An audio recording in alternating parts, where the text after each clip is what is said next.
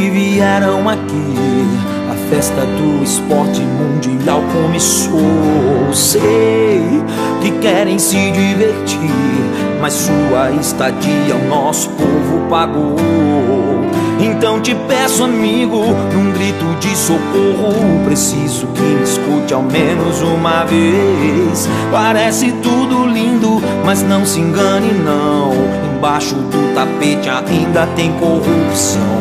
O povo tá cansado de ser tratado assim. A nossa gente não é gado pra comer capim. Pra que tanta novela, futebol, carnaval, se nunca mostram a verdade no telejornal? Não temos mais imprensa, não temos tribunal. Tem condenado no governo, isso não é normal. A bola tá rolando, jogo sensacional, mas o dinheiro desse estádio era pro hospital.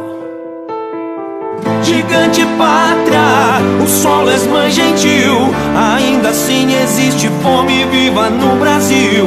Gigante pátria, o que é que há então? Tem gente errando a conta na hora da divisão. Gigante pátria, o solo és mãe gentil, vamos pra rua protestar, vamos acordar Brasil.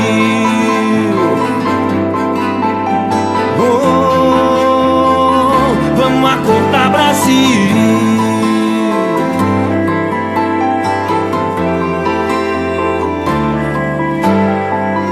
O povo tá cansado de ser tratado assim. A nossa gente não é gado pra comer capim. Pra que tanta novela, futebol, carnaval, se nunca mostram a verdade no telejornal? Não temos mais imprensa, não temos tribunal. Tem condenado no governo, isso não é normal. A bola tá rolando, jogo sensacional, mas o dinheiro desse estádio era pro hospital.